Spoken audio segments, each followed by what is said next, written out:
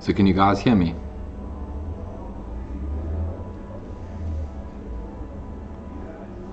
Ed, if you can hear me, type something into WhatsApp to say you can hear me, please.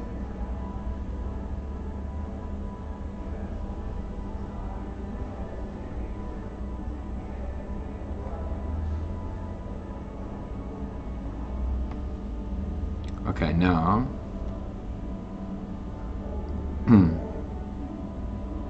great. Now I just don't see the chat. So guys, firstly, sorry about that.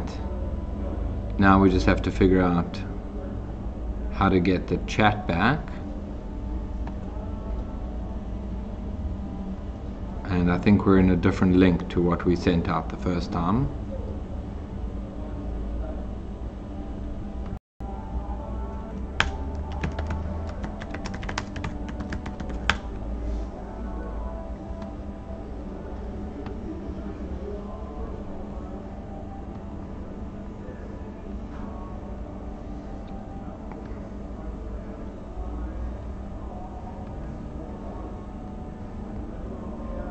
Okay, great. I don't know how many people we have in here right now, but I think it's probably good to start. Can't see anything different. But if you guys want to start typing questions.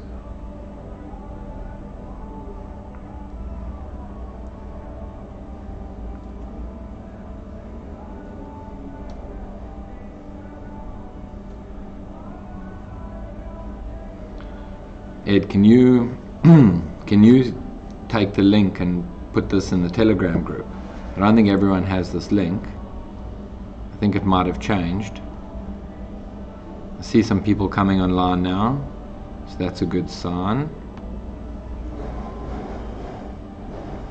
Great, that's it. I see people coming in, but I think it's on a different URL to what I first published. So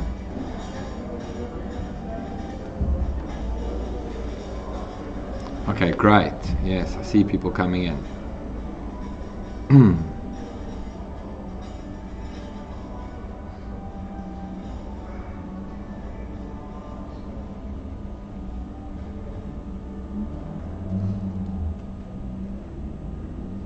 Great. Well, I think we've learned a lot of valuable lessons here tonight, including the fact that I don't know how to work with live stream. But should we get started?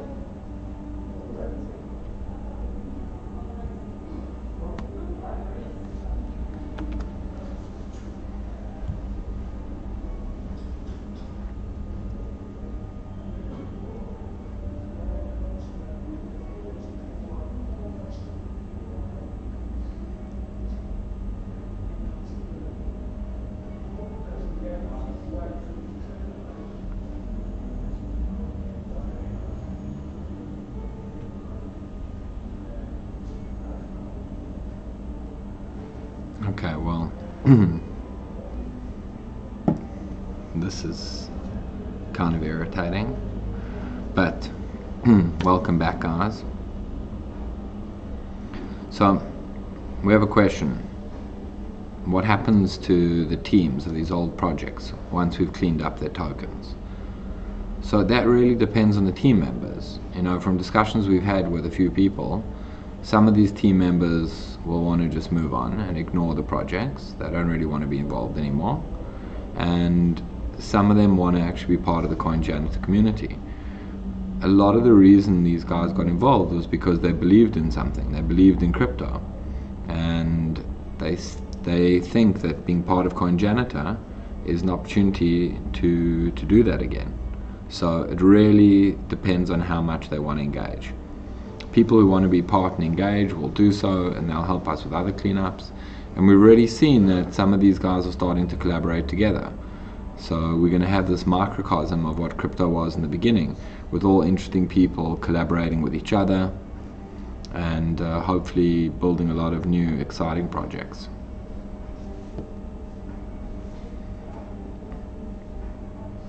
Okay, we have a couple of questions about value, and I'm getting questions in a few different places now. I want to see if we can wait for a couple more people to join, and I wish there was some way to get all the people who are waiting on the last link, but so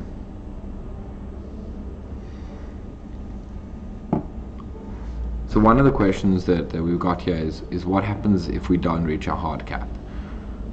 So it's not a problem. In fact, it will benefit anyone who's already taken part, because we're going to be doing an airdrop of any of the tokens that are not sold, and that airdrop will be to contributors only.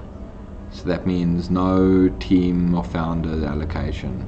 So if you have bought into the ICO and it doesn't cap, then you'll get extra tokens. We're not going to be changing any of the value. We're not going to be doing any burns that will affect or dilute the market. You're just going to get more. And I know that some people are waiting to see, you know, when we reach the $2 or $3 million to jump in on the ICO. But guys, there's really no point in waiting. Like, we create this kind of catch-22 where, you know, you're waiting for him and he's waiting for you, and, you know, it doesn't make a lot of sense. Cool, I see guys are jumping on the stream now, so let's keep going. Anyone who's in Telegram now, come in. Well, I guess it's pointless me saying it here because they'd be here already. What about other questions? Want to give me some of the questions you guys are getting? I also have a very cool announcement. I've been threatening for some announcements, and the first one is going to be tomorrow. So we're going to be partnering with another company, and tomorrow we'll be announcing it officially, but it's an obvious partnership, and it's something that makes a lot of sense, and a few of you probably guessed, and it's going to be a big deal. So if you haven't already done your KYC or bought your tokens, like, now is the time.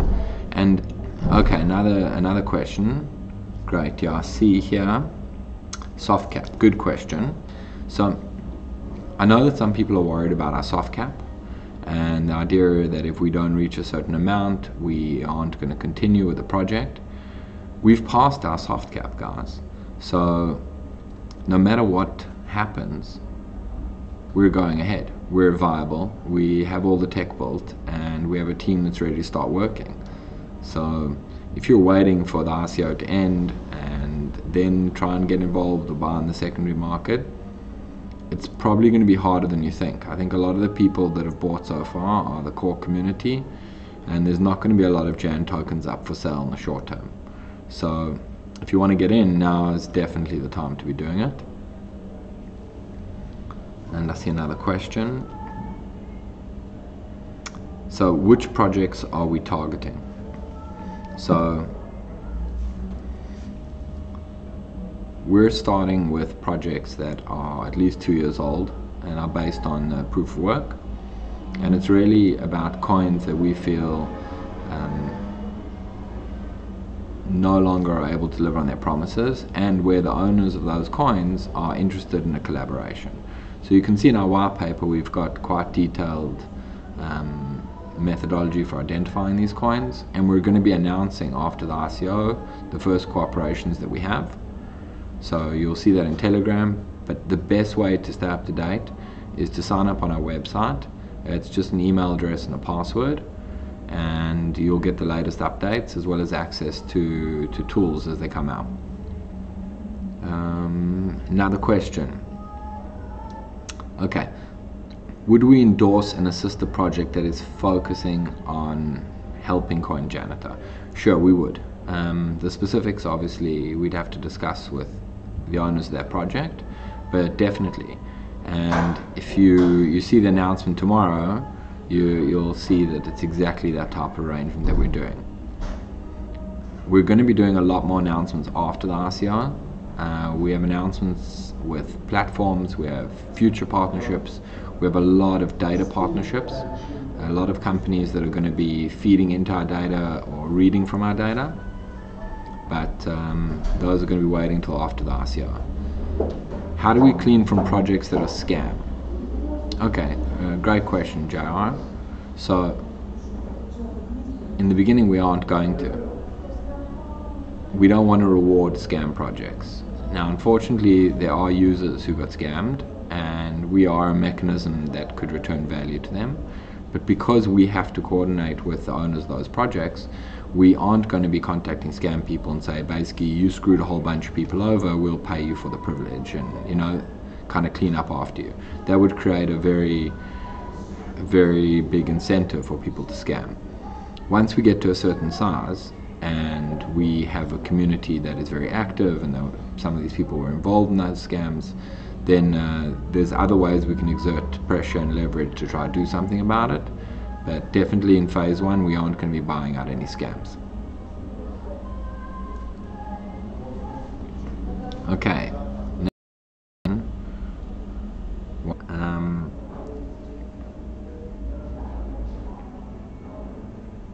Okay, so one of the questions we get a lot about is value in resurrecting dead projects. So Russell, thanks, you asked about resurrecting projects. There is a scenario in which we would resurrect a project, but remember that in order for that to happen, a few things have to be ongoing maintenance of that. And the second thing is there has to be something interesting enough in the project to keep it going. Just having a project exist doesn't make it worth resurrecting. So in the case where the owner is interested in maintaining it, or we want to completely take over it, and there's a community that wants it to happen, and it served a specific use case that we feel the market needs, then we'll put it up for a vote. One of the most important things about the CoinJanitor project is that the community is going to decide the majority of things in the future. And that's one of the reasons you want to be a Jan holder. In the short term, the decisions basically come from me and the rest of the team, but within the first 2 to 3 months, as we've absorbed the first projects, we're going to be shifting a lot of that onto you guys. You guys decide. That's the point of a community. It's not to make unilateral decisions. And we'll be deciding together what should be done. And CoinJanitor becomes your guys' tool to get that done in the market, as opposed to us saying what's going to happen and you guys buying in for the ride. You guys are really going to be the drivers. So one of the questions that we get a lot, and that I think is still misunderstood by a lot of people, is this idea of value. And the argument goes that if the project is dead and we're paying for it, then how do we get value from that? And the answer is actually very, very simple, and there's a much more complex economic answer as well. And I see the sun is setting and busy shining down on me, so wow, that's actually brutal. So most of these projects, they may not be functioning in their current form, but they have parts in them that are still salvageable. Think about companies that buy companies that failed, and they take out all the assets. Now, in the real world, usually that's in the form of furniture or desks or warehouses or old stock. In this case, what we're talking about is we're talking about marketing websites. We're talking about forum threads, social accounts. Perhaps they had a brilliant UI design for a wallet or front-end development, some sort of integration with another coin or an API. All of these things can be taken out and either reused or applied to a different project. And anything that's interesting from a code perspective and can't be reused, we'll just put into the public library for people to access if they want. But again, excluding users, which is the main value of most of these projects, and we're onboarding users thousands at a time instead of one by one, these projects have websites, they have marketing power. If you think back to the beginning of some of these coins, anyone who remembers Nyan coin with the cat and the rainbows, that got a lot of publicity on big websites like Forbes and TechCrunch, I think even. All of those links all of a sudden will point to CoinJanitor. Anyone who works in online marketing knows that all of these links pointing to one project means that we will get more traffic, we will get more search we will be stronger as a community, and as a result get to more users, which means we can absorb more coins, and it creates this continuing ongoing snowball. Another question: how do you envisage growing the hype of this? So this is actually the easiest part, and I feel that even in the Telegram discussions that you guys maybe don't all appreciate how big this is going to get. I have made efforts to keep the hype down during the ICO, so we have all of you guys who believe in the message and are part of the core community. But I already have people who want to speak to us after the ICO. I already have people that will run stories on us as soon as we finish the ICO, and that's even before we've announced or done anything. As soon as we start eating coins, like we got picked up by hack.com, and we're starting to get picked up by different crypto blogs organically. Once this actually starts happening, like this will just become that crazy story that everyone wants to write about. We list on an exchange, people start getting money for their tokens. You can just see the headlines, you know, users getting paid for shitcoins. The speculative traders on Twitter, all these guys, you know, shouting about their bags and kind of tweeting for the pumps and dumps. If all of a sudden there's a way for these coins to go somewhere, everyone is going to jump on the bandwagon. And the beauty of the way we set up this ICO is it makes the raise harder, but it means that the people who are taking part are core, and every month after the ICO it actually gets easier because we have more and more to speak about. So hype is not the problem at all. The problem is making sure we have a large enough user base once the ICO ends to actually begin our work. In terms of the setup of our operational processes and you know, all of the tech that we need to do this, and the data on the coins and all of that kind of stuff, that we all have, you know. So a good point. Like, all makes sense as long as we target the right coins. So I agree. I spent a lot of time before we even started development on figuring out which were the right coins, and you know, primary thing at the moment is coins that are contactable. But since the point is to amalgamate communities and show the market how necessary this is and that it can be done because it's never been done before, the right coins are those which we can contact, which we can absorb, and that have interesting communities. And that's exactly why we detailed the way we did in our white paper. Cool, guys. Questions? Unfortunately, because of my mess up of the live stream, I think we lost a lot of people on the way that probably had some really difficult questions. So you guys want to ask some questions that you've been asked, or you know, anything that's kind of not clear to you, maybe about time frames? Okay, let's see. Getting another question. Hold on.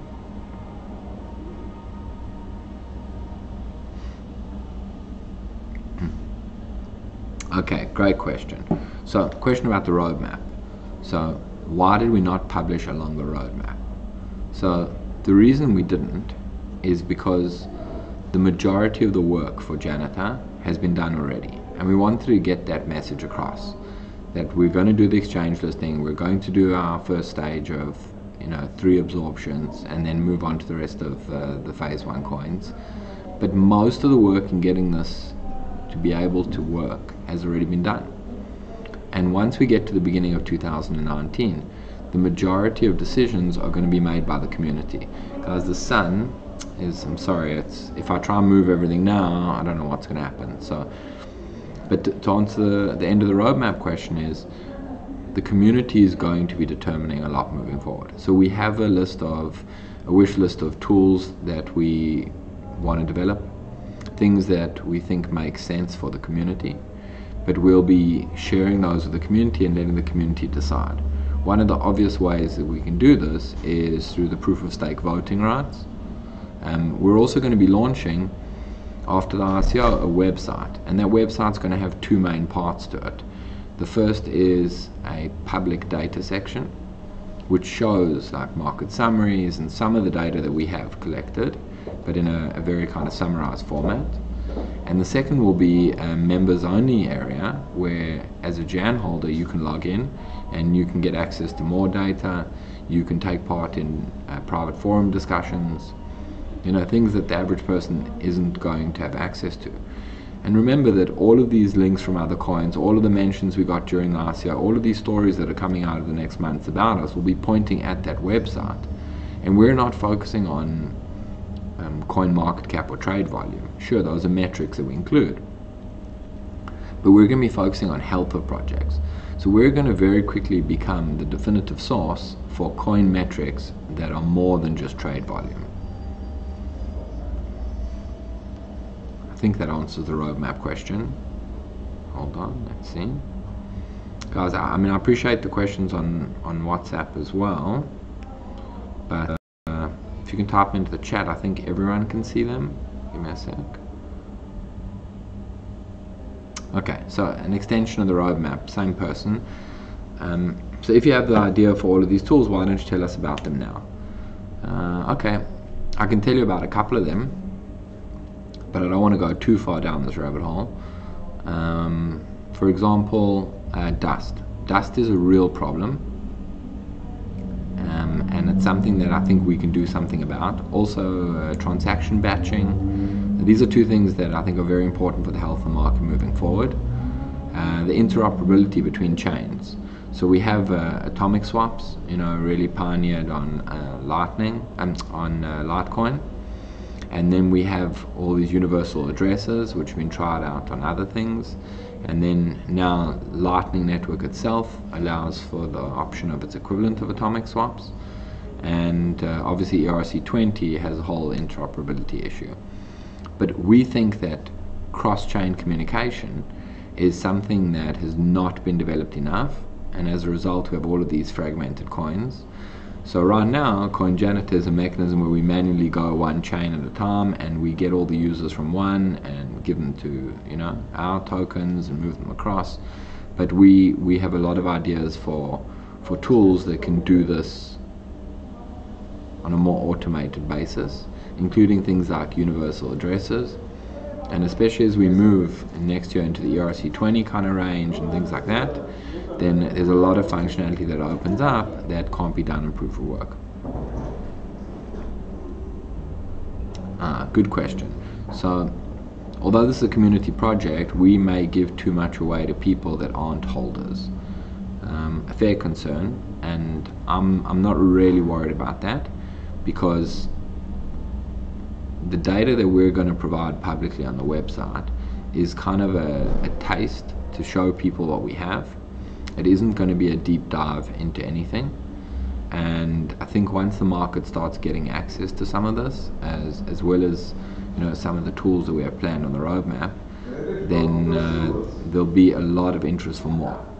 In order to get more, you're going to have to get past the gate, and the only way that's going to happen is by holders.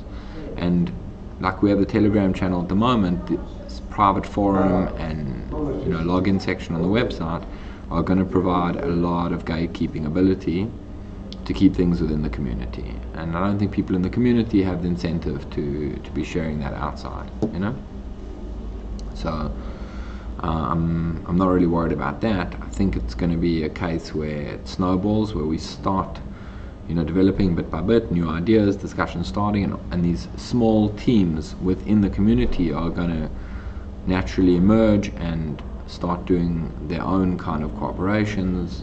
So I think it's very, very interesting. Okay, another question, guys? Let's see. One sec, I got a question. I just want to see. Don't fully understand. Oh, so the question is actually really simple. Why the janitor? So we get asked a lot, like, why the name, why the old man? And apparently, in some places, people don't like so much the idea of the old man. The idea was meant to be something people were familiar with, that also summed up what it is that we're trying to do in the market. And we're trying to clean up. I think the old man is a very kind of friendly, character that a lot of people are used to from school, from office buildings, and definitely non-threatening, non-confrontational in any way. And that's the way we want to be. Like, the janitor is the person in the building that everyone's glad he's there and doing his job, but no one kind of sees what goes on behind the scenes.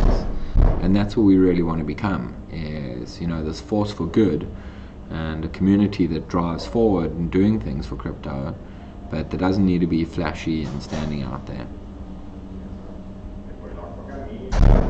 Okay, so another question is, how will we distinguish long-term holder from people who are new down the road? So I mean, the answer to that is do we need to, you know? Depending on how we set up the access to these services. And yeah, Russ, I think it was you said you were worried about me doing the hotel, and so I'm not in some sort of basement, so that's great, but I do hear a bit of lobby traffic. I don't think that we need to distinguish between long-term holders versus new holders. I think that the issue is, if someone is a holder at a present moment of Janitor, then they should get access to things. And I think giving access to things creates an incentive for people to keep holding. A lot of RCOs or a lot of projects are trying to do this by creating a utility token, or a token that they believe they can argue its utility. I think that we'll see as we go down the next year or two that the majority, if I can't say all, but close to all tokens will become security tokens. And this idea of creating a service that can only be accessed by this token, therefore it's a utility, therefore people want to buy it on the secondary market, I don't agree with it at all. I think it's going to be proved to be wrong. And I actually have a way I'd like to give people access to this by holding Jan that doesn't require them to spend it. I think it kind of creates a conflict of interest. If you have to spend your Jan in order to be part of the Jan community, then what, we're rewarding you being part of the community by forcing you to spend it? So yeah. Luke, great question. So, while CoinJanitor is a noble aim, how does it help the ecosystem to reward or bail out imprudence and malinvestment? So, really three different parts to that question, and thank you. I think it is a noble aim. It's not totally altruistic, but I think it is doing something good for the market. And the primary purpose isn't to reward malinvestment. If people have invested, and here I think we're specifically talking about money, in projects that don't make sense, that was kind of their decision. We're not trying to go and, you know, help people who jumped in for FOMO investments. What we're trying to do is improve the health of the market overall by, you know, removing things that make no sense, or helping to prop up things that maybe still do make sense. So the majority of investments that were just bad investments, I don't think are going to be on the top of our list to start with. That being said, not all investment is financial, and a lot of people with good aims for genuine reasons spend time on trying to develop a coin or grow a community or spread the word about something, and that maybe just didn't materialize. In those cases, we will try and reward it by being able to take out value. It's not going to be everything they put in, but if someone spent hundreds of hours trying to promote a coin, and as a result of that it grew an interesting community, we now onboard that community, everyone gets rewarded for that, and they get to be part of an interesting community again, but one now that has network effect, that has an exchange listing, that's really a reward to that. And it's important to remember that the projects we're starting with are older projects, and the reason for that is, one, the users are the oldest in crypto, which means they are the most valuable in the community in terms of its ability to grow and do crypto things. And the second is, we first need to prove to the market how this mechanism works and that it makes sense before we start with new RCOs or, you know, anything that hasn't had a chance to work yet. Anything that's less than a couple of years old hasn't really had a chance to work. And the last thing I wanted CoinJanitor to become, especially in the beginning, was, you know, the RCO cleaner. You can go and launch any RCO you want, people give you money, you take it out, you know, as the people who did the RCO, and then we'll bail out, you know, the people who invested in you. That's not the way this works at all, you know. And you see it, this disconnect between investment versus being invested in something. And with our RCO in particular, you can see that our community is growing. I mean, the number of signups we get on a daily basis to our dashboard, to the RCO platform, I mean, it's growing really, really fast. Like, we have a lot of people who are in the Telegram, who are in email, who are saying how much they support the project and what a good idea it is now necessary.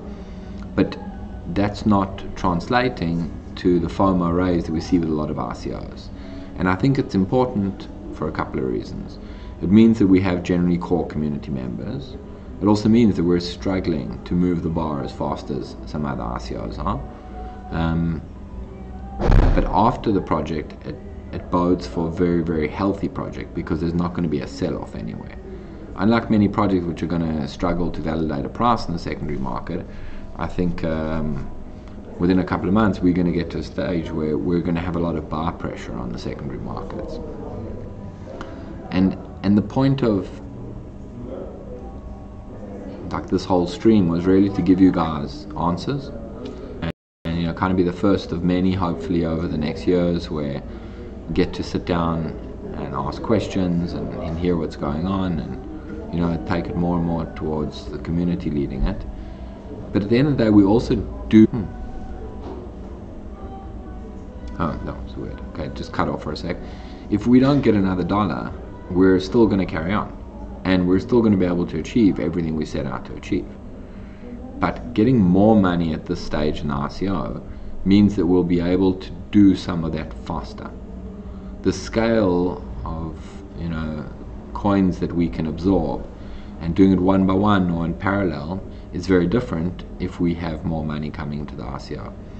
And for those of you who've been around since the beginning or really believe in this project, you know, it's not all about putting more money in. Like, definitely don't put anything in that you can't afford to lose. At the end of the day, you know, it's still speculative, right? As much as, you know, I think that it makes sense, and I want people to support what's essentially a community initiative, is, you know, you don't give more money to a community project than you can afford to, because you have to use it yourself. But we need people to spread the word, and one of the best ways to get tokens over and above whatever you bought is by sharing your referral links. Sharing your referral links, telling people about Janitor, you get 5% of whatever people contribute. So you get to help the community, help the project, which helps the larger ecosystem, and you're getting more tokens for it as a result. So it just makes a lot of sense. I think that we've got a couple more people joined. So firstly, welcome to all the new people who joined. Secondly, has anyone got a question that they want to ask that hasn't been asked? Well, let's jump to Telegram for a second. Like, for those of you who are on Telegram, you'll see that we're not buying signups. We're not advertising in other Telegram groups. We're not paying people to come and join. Well, that's not strictly true, because we do have a bounty for Telegram as well, which we added. But the majority of people that you see signing up are coming from our website because they read about the project, or they're coming in and talking about how they like the project, or they're interacting with the community, you know, asking difficult questions. And I've been an advisor on many RCOs and in a lot of Telegram groups, way too many in fact. And you see these groups with, you know, tens of thousands of people or 5,000 people, and it's just not natural. And as a result, the community doesn't have strength. Okay, great. So I'm getting battery warnings. All the setup and stream apparently is burning my laptop battery. So Tyler asks, can you explain how the buyout of projects will add value to CoinJanitor? Will access to the GitHub cost Jan tokens? So two very good questions. We will have a public library that is free for anyone to access. That will be one of the main ways that we bring interest to the project. And the question is, if this is open source software anyway, what value is then putting in a library? It's about the indexing. if you go into a library where thousands of books have been thrown on the floor, it doesn't matter what you're looking for, you don't know it's there, it's very difficult to find. But if you have that indexed, and there's release notes, and the interesting parts have been categorized in a way that can be used by a developer, that means even these old pieces of code are much, much, much more useful. So, to the question, will this GitHub cost Jan tokens? No. This simple indexing of public software code will not. What will cost something is anywhere we recombine parts of that to make something new, or people in the community develop tools that are proprietary, or we launch any of the tools that we're planning on building.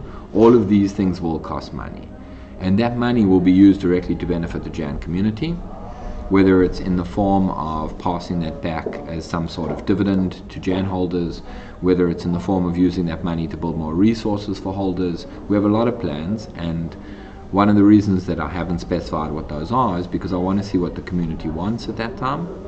But we are going to be getting access from people using Jan tokens to get access. We will also be getting fiat and crypto as direct revenue for some of the things that we develop in terms of these tools. But the majority of that value will be passed back to the community. And the first part of your question, Tyler, I haven't answered yet, so I still will. I just want to point out that I've been around the crypto block for a while, probably more than most, and I had a successful business before I was an affiliate and different crypto websites, and I sold everything to work on this. I have spent the last year of my life building this. The team has devoted massive amounts of time to building this. This is not some sort of quick scheme. For me, this is a long-term project that I want to devote the next years of my life to, and that makes sense for the market long-term.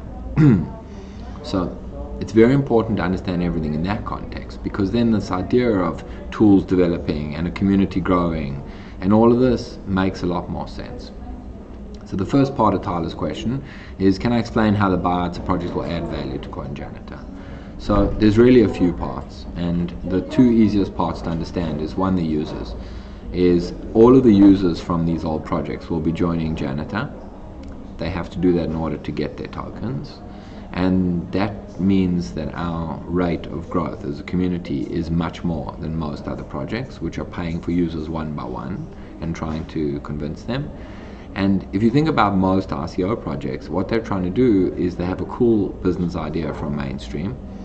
They're trying to convince non-crypto people to use crypto, which creates this utility demand for their token, which drives up token price. We're going about it a completely different way. We're going to the oldest people in crypto, the people who are most comfortable with cryptocurrency, and saying, we're literally going to pay you to get rid of shit. It's such a different ball game. It's not even the same sport, how easy it is to onboard users. And once we've done a couple and people see it's real, even people who don't care about the project or don't believe in a long-term vision, if you've got a bag and you're holding all these coins, you're definitely going to do something with it. And just having these people in the system, and them having accounts and logging in and all this and interacting with our agents who are doing the swaps, like, a portion of these guys will stay in the community no matter what, and some of them will get bitten by the CoinJanitor bug and see how cool it is, and this community is going to grow exponentially. And the faster we grow, the faster we can absorb, and the more coins we can absorb in parallel, which means the faster we can grow.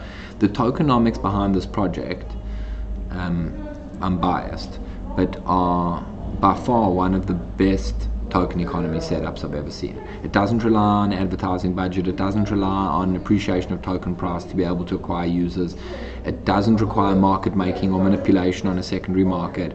It's literally, the token is the point. The point of the token is to be sold. If people sell the token, it proves our use case and makes us more interesting. If people hold the token, it creates interest in the token. And we should probably do a longer discussion, hopefully with more people, about the deep dive into the tokenomics here and why they are actually so brilliant.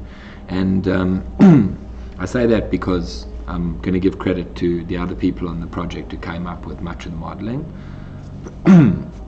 And Stephen probably doesn't like getting shouted out in public, but really, I've worked with Stephen for 3 years, 2 or 3 years on RCOs now and tokenomics, and he's worked on a lot of projects which people don't realize, and we've spent hours and hours, dealing with some of these numbers, and he is brilliant. In fact, everyone on the team is brilliant.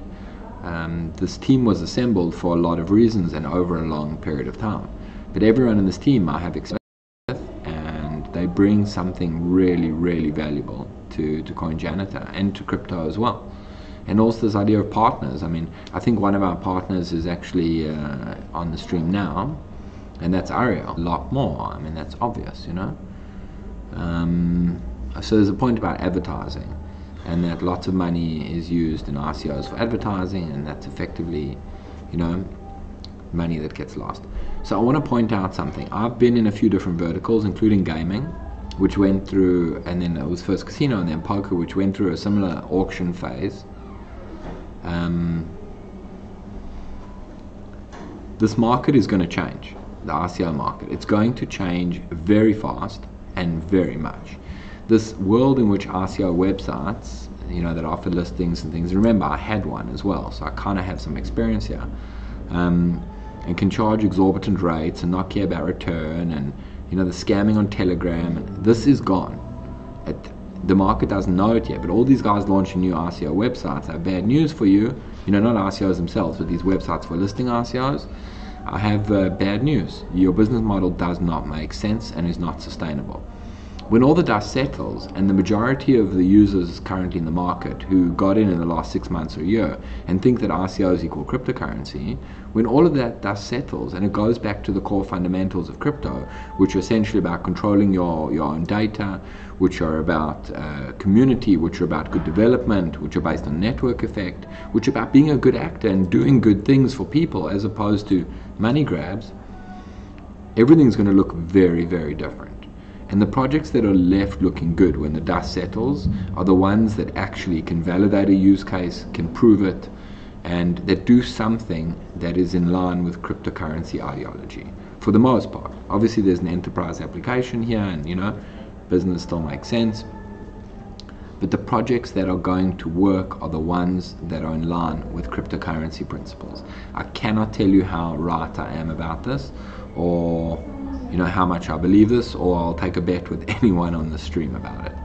And CoinJanitor was set up specifically to do something good, and we avoided a lot of easier ways to raise money. I get offers every day to work with people, or for people to join us as advisors, that I don't feel are in line with what we're trying to achieve, or they won't do good to the image of CoinJanitor. So we say no.